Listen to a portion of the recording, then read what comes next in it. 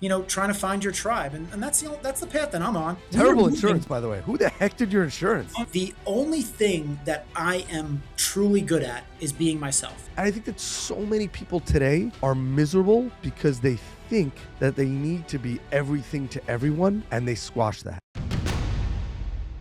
Welcome to Keep Hustling with.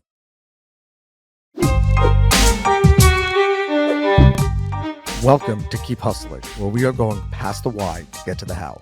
I'm your host, the always hustling Aaron Gordon, aka NY Risk Advisor, aka Mr. #Keep Hustling. In this podcast, we will be diving deep into the professional and personal successes of our guests to find out how they hustled through the most difficult times in their life and their development to achieve the success they've gotten to today. So buckle up for what hopes to be an amazing ride. And of course, now and always, keep hustling. Welcome to Keep Hustling with my guest, Phil Depaul. Phil, thank you so much for being here today. Let's do it, Aaron. We're going to have a lot of fun today, but we're just going to start. We're going to come off the bat. We had some fun offline before. I just want to say you went from Staten Island to Long Island. Maybe one day you'll get to the real island, which is just Manhattan. Boom, done. Let's move on. It's my show. I can say whatever I want. I went the wrong way. Staten Islanders would say I went the wrong way. I was supposed to go to Jersey. You can run from greatness. You can run from glory. You can go further away. You can go to wherever you want. But until you realize, you know what? Here's what I'll say to you. The day you become honest with yourself and you realize that people like me who are born and raised in the greatest city in the world, in Manhattan, in the core of the Big Apple, in the real city, you circumvented greatness. First step to greatness is understanding, is becoming true to oneself. You circumvented it. As long as you admit that, we're good. We can keep having the conversation. Admit. Different people define greatness different ways. Said like a guy from Staten Island who lives on Long Island. I totally get it. Soft. Okay, fine. It's totally fine. It is what it is. It's fine. It's fine, Phil. Listen, I don't want to derail the show. I don't want to offend you too much. It's my show, and I can say whatever the heck I want, but it's fine. Yes, you can. Everybody knows who listens to the show that I'm in the insurance business. We do a lot of work with people in your business and the restoration, coming through when we need people like you most. I will say, for those who are listening, Phil and I have never done business together. So this has nothing to do with insurance. We're going to talk about it. Maybe one day we will. I hope we do. But there's a certain type of crazy that you have to be in any sort of home service business, especially the home service businesses that are the urgency, where not only do I assume you want the urgency or are okay with it, but you love it. It's like my good friend Bradley Flowers. He has a picture. I've spoken this before on the show. He has a picture of a buffalo in his office. If you ask him why he has a picture of a buffalo in his office, he says because the buffalo runs into the storm. See, you're getting amped up by the question. I like that. Like there's a certain type of spirit animal now. Yeah, there's a certain type of crazy, in the best possible way, to be the guy who runs into the storm. Yet you've chosen time and time again to be that guy. So take us back to Staten Island, where that crazy comes from in the best possible way, and then bring us to today of like how you bring that passion to your business. Yeah, I mean, I guess I'd love to give credit to the pollution, to the water quality. I lived really close to the dump. I was a big Teenage Mutant Ninja Turtle fan. Radioactive spiders made Spider-Man. So I guess I've just been shaped by toxic things. So whatever's driven me to sort of drive into that brick wall, right? To run into the eye of the storm. I couldn't tell you where it's come from, but I'm going to use that word driven. I think that if you've read the book by, I think it's Douglas Brackman, called Driven, it helped me. And I read that maybe a year or two ago. I felt like I was seen. I felt like I saw myself for the first time in a long time. So I'm going to say that there's something genetic inside of me that, my wiring, my programming, my zeros and ones, my X's and Y chromosomes that make me the way that I am. But I guess then there are people even with that who maybe act upon that form of crazy. And I guess I'm just one of them. So I was a backyard wrestler too, Aaron. I mean, the ICW champion of Staten Island. Like these things, greatness sometimes is just within us. Holy. Okay, you know what? I apologize to our listeners. I'm going to say this off the bat. Okay. This podcast is going totally off the rails. It's like episode 150 at this point or something like that. Scratch everything I said from the beginning. Take us to the freaking backyard wrestling. Like, come on, bro. Tell like what is that? Okay, I'm from the city. Like, what does that even mean? Yeah, what does that mean? Exactly. You don't have a backyard. What You does can't that even mean? imagine that. Okay, hold on. Here's what I'm really imagining. Like you see sometimes on like social media, there's literally like it's literally in like some backyard or tiny little gym, and you're the wrestler, and it's not quite fake and it's not quite real because it's not the production is not good enough to have the fake spikes. So when the Yep. guy throws you on the spikes, they're actually real, but it's Yeah. planned that he's gonna throw you on the spikes, but you have to be the guy who gets thrown on the spikes with the spikes. And like the table is not a fake table because it doesn't go in because the production Yeah, quality is it's not that real good. fitness. Yeah. So you were the I. One second. You were the I. What is it called? What? ICW, Insane Championship Wrestling. I mean, we're talking about my adolescence here. This is my teenage years, and I was the commissioner of a backyard wrestling federation. So much so, we were on public access television, throwing ourselves off of fences and onto mattresses and hitting each other with chairs. I've And never applauded for anyone on the podcast people recognized us on the street. We literally had of strangers. Staten Island or of Yes, anywhere else. yeah. One kid in his band of homies wanted to like beat up my small group of friends one day. And then they recognized us and he wound up joining the federation. Another guy and his sister came in. He was like the character with a mask. And like it was like this little thing that I happened, you know. It I'm didn't gonna put be a dent in the guys. universe, but I'm gonna be totally honest. You know that anyone who listens to this show knows that I love reading parts of bios, and like Phil is laughing right now. I'm just, I can't even believe. I guess when I read this in preparing for the show last night, I totally glossed over this part of your bio because I thought it was a joke. So I just want to read this, and then we're actually going to get into what the podcast is about. Okay, okay, I don't even know okay. what you're gonna say, man. No, I'm going to read this part. Here we go. He was fascinated with competition powered by an internal desire to go deep. It all began with a successful e-com website from 1998 to 2004. To the subject matter, this is where I thought we went to joking. I'm going to be honest. Professional wrestling. He takes great pride in the Backyard Wrestling Federation he founded and televised in high school, where his passion and vision came together to form his first brainchild. Okay, I'm putting this all together now. I have here's my one question. And how the heck you get your parents behind this? Yeah, right? It was in my backyard. It actually didn't start in my backyard. We were Terrible moving. insurance, by the way. Who the heck did your insurance? Oh my god, they did not know the risk that that that the homeowners were taking. It started at a friend's backyard, big backyard, where we piled mattresses, and then it moved to another friend's backyard where we like stacked them in another arrangement. Neither one of those arrangements worked, and then they wound up coming to my house. And yeah, that wound up becoming like the home arena. And I can guarantee you that my family was exposed. There was exposure there that, I'm glad to say that. Loyal listeners, if you were a minor and you were injured in the Depaul household in Staten Island due to Shh, backyard wrestling, reach shh. out to me today. I'll find you a good lawyer. Okay. Holy cow, I didn't think this was going to go there. Okay. I have a I want to it's 3:30 on a Tuesday. Yeah. You have the energy, you have the passion. You see it in your social. It comes through. You see it in your bio. Boom, zeal, boom, bold action, unstoppable enthusiasm. You've been grinding as an entrepreneur since 2019. Forget about the childhood wrestling. Seriously. How? How do you still have the energy? How do you still have the zeal? Boom, zeal. It's nice to say it. It sounds catchy. It's fun. Take us to the moments. Take us to the way you get that drive to stay on. Yeah, it really goes back to the idea of I am driven and the fact that I don't know where it comes from. And by the way, it's not an infinite source, right? I mean, you wake up in the morning, some days you got a little more zeal than others, right? Some days you bring the boom a little bit stronger, a little bit louder at the right frequency. But the only thing that I am truly good at is being myself.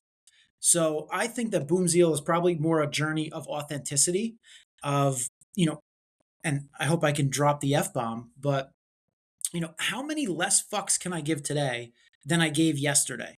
In the way that I care less about how I'm perceived and what people think and feel. And that's not to say that I don't care about other people's feelings. I'm just, I don't want to change the way that I live my life based on factors that I can't control.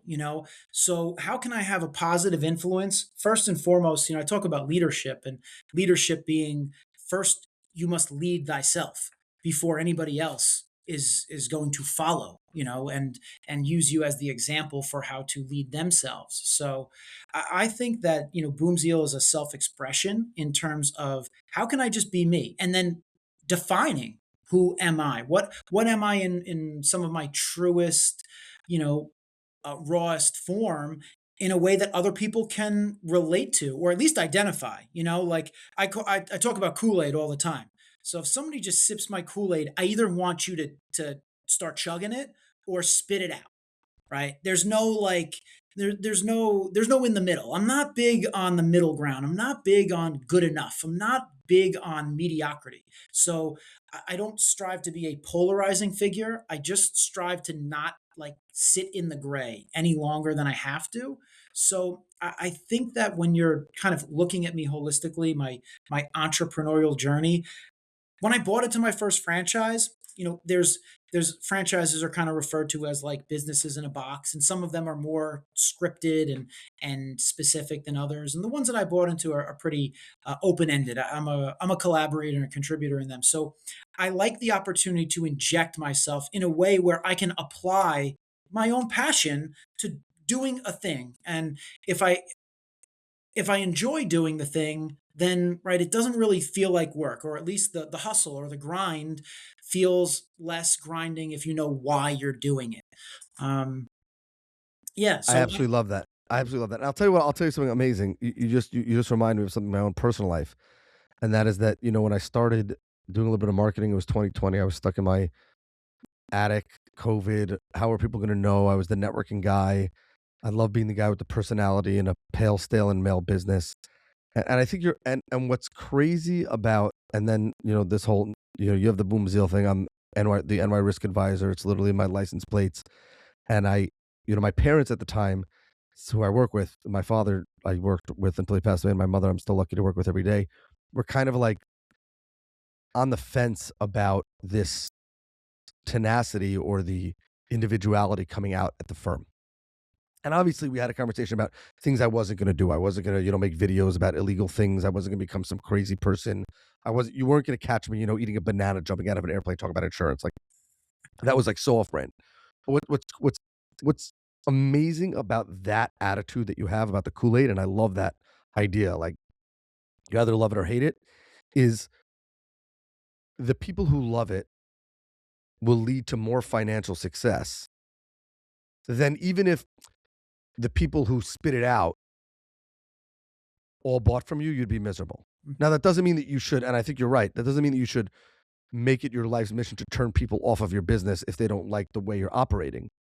But I think it's like, if you can't tolerate my energy, if you don't like my energy, if you don't like the way that I come at things, if you don't like, a little bit of sarcasm here, that doesn't mean that I'm going to say curse you out to no, your face. reject it. That, and Y- by the way, it's not going to work for the two of us in the service business. You're Yeah. going to be miserable, and I'm going to be miserable. Yes, I might make a little bit less money, and I think that there is some sort of a middle ground where it's like, hey, I think this guy's a little nuts, but I kind of like his style, and by the way, he comes through for me when I need him. So like, I'll go with it. That's not spitting it out. That's kind of like sipping it slowly, Hmm. for lack of a better term. How I It's like like, the hey, how I I'm like the not gonna switch. yeah, like I don't want the Kool-Aid every day, but like it doesn't disgust me. There's a time and place for it.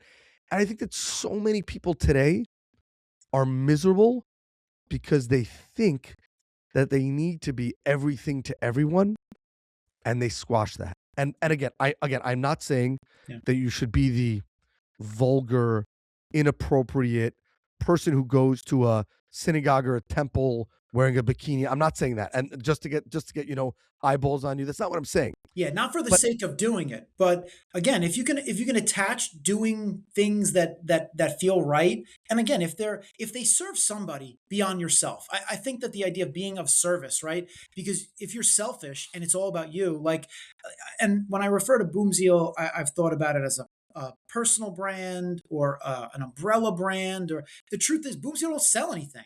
I think the longer that I can avoid turning it into a money model and monetizing it, the more it can actually stand for something.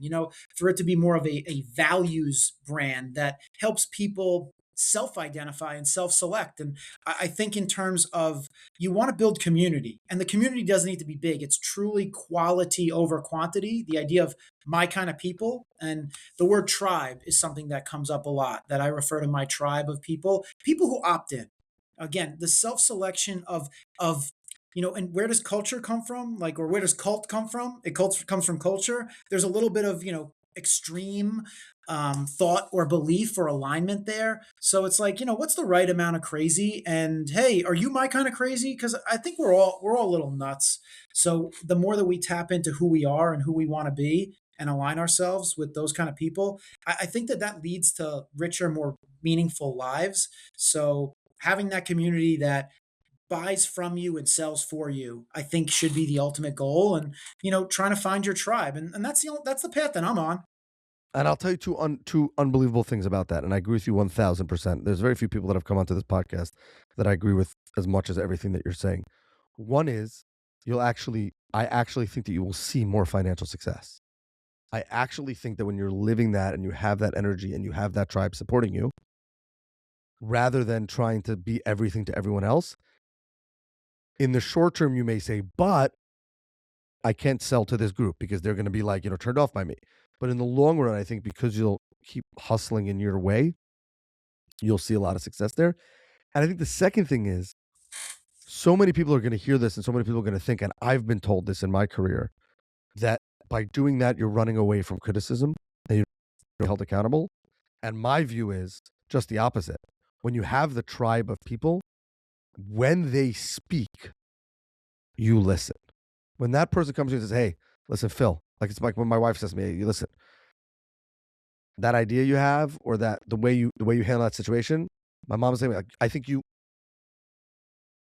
And what you say matters. Like, there are What I'm saying is, then those people have 100 impact. Every time they speak, you're going to listen, as opposed to a bunch of people who are like, when you're not sure if they have your best interest in mind, you're not sure if they want to see your growth. So you're like, I hear what you're saying, but I'm not sure if I'm going to internalize it because you spit out my Kool-Aid. So you didn't drink the Kool-Aid. But if you're willing to drink the Kool-Aid, you could smack me around because I know you're actually going to be the person who's going to pick me up afterwards. Yeah. And you were talking about the like financial gain, financial success. I think, if for people who, like, I view money as a means to an end, not an end in and of itself, and I'm sure that a lot of people feel that way. But if you think in terms of attracting the right kind of energy, like spiritually and energetically, if you put more units of those things in the right direction with the right people, you will always get more back. So guess what? I believe that money and success, like in that sense, follows. Right. I think that my belief is that it's sometimes a lagging metric of the first thing, which is that, like, do I feel aligned? Do I feel more like me? Is, good vibes being put out into the right audience, and into the right community in the right direction? I think that they're gonna bang around and come back to you, exponentially. And I think it's like that law of attraction. Same thing with financial success. So I think that all those things are connected, and I think life is a journey of us figuring those things out.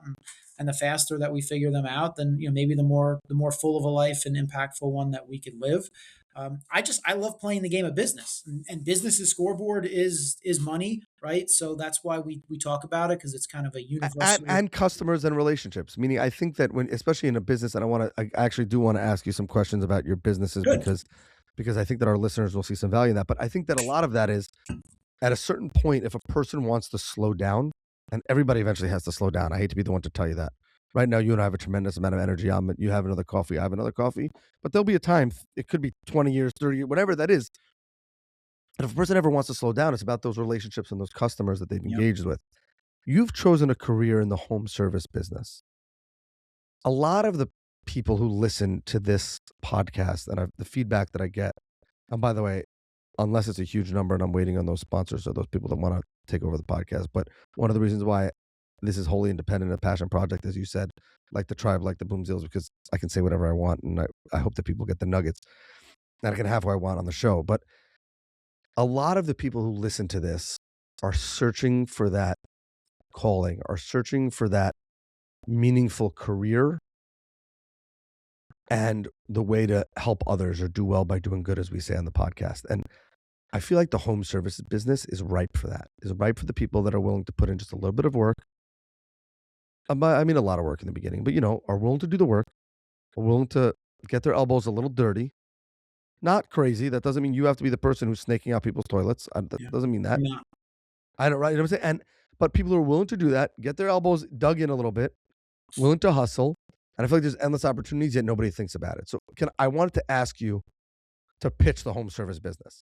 Why everyone should think about it, or who should get into it, or I like that. Let's think of it as an awareness campaign because I'm not necessarily a direct advocate because the truth is it's hard. I've always been adjacent to construction and home services and the trades. I grew up in a household. My father's a lifelong plumber. So he spent 40 plus years inside the New York City Plumbers Union. And now we're kind of doing our own thing together on Long great Island. career. Great Um, career, by the way. yep, By it the way, is. one And of you know what's the funny? You know what he trade, said all the my life? trade. AI, guess what? ChatGPT ain't coming for him. Uh huh. What he said all my life was, I don't want you to follow my footsteps. And like now here I am in this day and age. And I'm kind of like, man, like I like doing pop-up events at career days and talking to kids who are in, whether it's high school or college. And just, again, I think of it as awareness campaigning. I want people to make up their own minds. And I think that in home services, you have the opportunity, if you're going to be a producer in home services, like you will eat. If you learn actual trade skills, you'll never go hungry. You'll be highly employable in a day and age where, I don't know, a lot of skills are becoming commoditized, like you say. So, as an entrepreneur in the home services business, you got to have patience and you got to have persistence and you got to have focus. But if you do that, and I'm struggling through that, by the way. I'm preaching, but I'm really trying to teach myself to remind myself that it takes a while to build a machine, and that's what I'm trying to build with my home service business, is one that it doesn't rely on like my own blue collar labor or any unicorns, because a lot of businesses are built around, especially plumbing companies, owner operator. It's like the Smith and Sons Plumbing. It's like as soon as the bloodline runs out, the business is dead. And you're like, well, if we think in terms of like Jim Collins, good to great, built to last, that kind of an organization, an enterprise that means something beyond just a founder, and being like the genius with 1,000 helpers, then like what are we building and how does it serve the community? And what's great about home services is nobody's ever going to want to not take a hot shower, have running water, have a toilet that flushes rather than a hole in the dirt in the yard. If you have a backyard, of course, that is. So home services ain't going anywhere. And I heard this from somebody at a very young age, and I bring it up a lot. It's that everyone has got to shit, shower, and shave. And you're like, oh yeah, you're right. In the day of AI, like these things remain to be true. Window treatments are optional. Working plumbing and the summer is coming, the sweltering humidity, people like comfort, right? We want air conditioning, we want all that good stuff. So there is opportunity, but there is challenge because it is hard. It's hard to be really good in a particular trade. And how do you scale that? It's a tricky thing, but man, what it gives me is a platform to that I can apply those boom zeal passions toward and serve a community by providing a valuable service. I want to ask you. First of all, I love that, and also, there's nothing better than all heroes don't wear capes. But dude, come and fix my AC when it's 90 degrees outside. You're a freaking hero. You're Yeah. Superman. There's probably a Uh, gratuity, right? yeah, but I'm saying unclog the toilet, unclog the sewer line when you got a bunch of kids. Like people underestimate it. I'm curious to know, what does your father say now? Like right now, if you were to ask him, hey, what are your thoughts on? Obviously, he's building the business with you, but I'm just saying, like, he didn't want you to follow in his footsteps. But I'm He'd guessing is probably he's say the probably same. He's on brand. He'd probably say the same thing. right. He's Staten Island. over it. When you're a Staten Island. generational He's like, plumber, dude, I wanted your head to get crushed. overexposed. I wanted your head to get crushed in backyard wrestling. I let you backyard wrestle in my house. It didn't work, so now I'm actually stuck He didn't working want with me to you. be a plumber, but he let me do that, right? Yeah, now I'm stuck working with you. Gosh, like my plan. Talk about a plan backfiring. But I really think that there's something there in that the community. Yes, there is value in scale, and all of us want to grow. All of us want our businesses do more revenue, more profit, so we can be more successful and be there to support our families. But there is something about the in a world that's gone increasingly digital, in a place where nobody goes into, or very few people, and in our community, we just like lost the local fish store, and like everyone's buying it in supermarkets or online. It's like you used to be able just to go into the guy and he'd be like, "How big of the piece of salmon do you want?" Put his knife down the thing, you know. And I obviously I'm a small business guy, so I value that in an incredible way. Yeah, it's a human But there is experience, right? but there is also the value in being that person in your community who provides that service. And yes, there's a cap on that, and that's where kind of franchises come in. But Jeff Bezos and Elon Musk, maybe Musk, he might actually figure out some like robotics, something that's going to be the plumbing. They can't figure it out and they can't take that away from you. And there's got to be so much pride when you deliver that.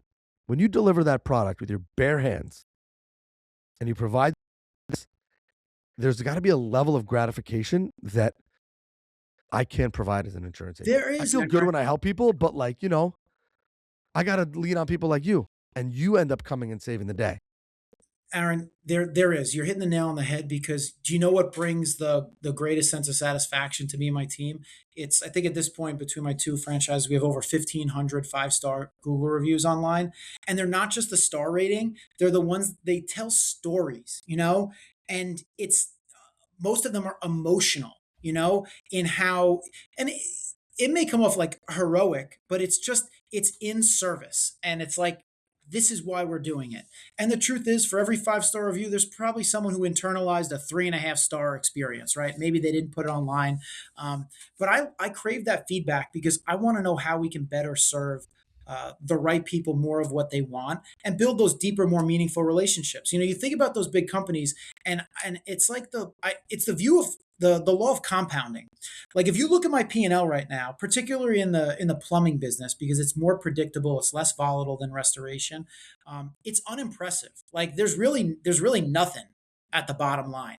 But what we're building up is reputation, relationship, consistency, and brand equity. So it's like, how long can you stay the course, like delaying gratification, delaying gain to keep hustling and keep serving and keep grinding, but in the spirit of building something that is going to last. And, when you've been over serving a market and raising the bar in an industry for, 3 years, as One Tom Plumber in Long Island has, it starts to show. And you're like, man, I wonder where we'll be by 5 years.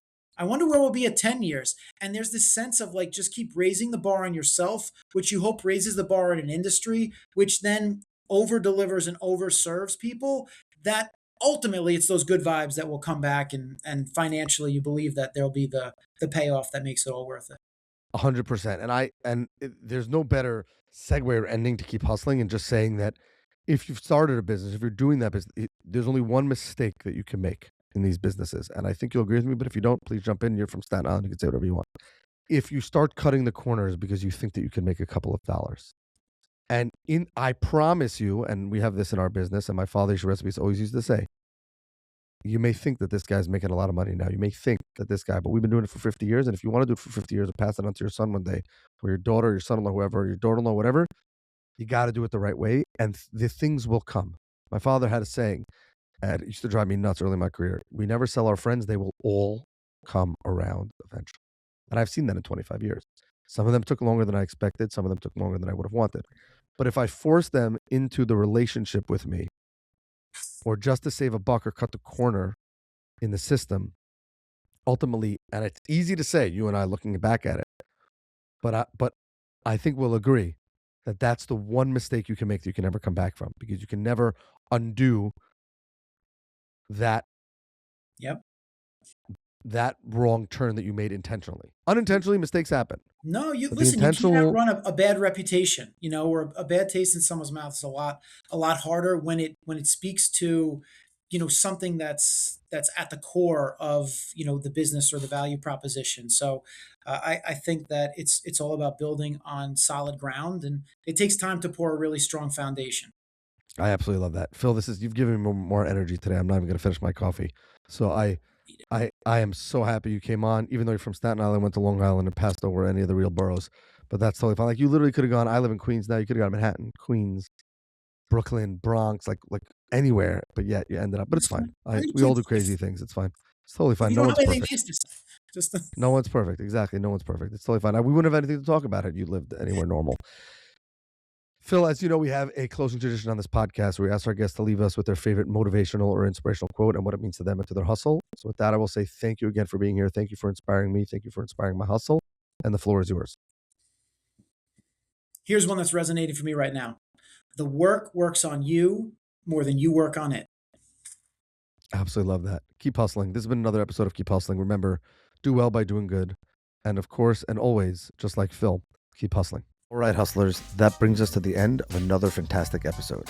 Thank you for listening. Be sure to subscribe to our podcast so you never miss an episode. If you have any suggestions, comments, or even just want to say hello, please feel free to reach out to us on all social media platforms. We are Keep Hustling Pod. Until next time, stay curious, stay hungry, and keep hustling.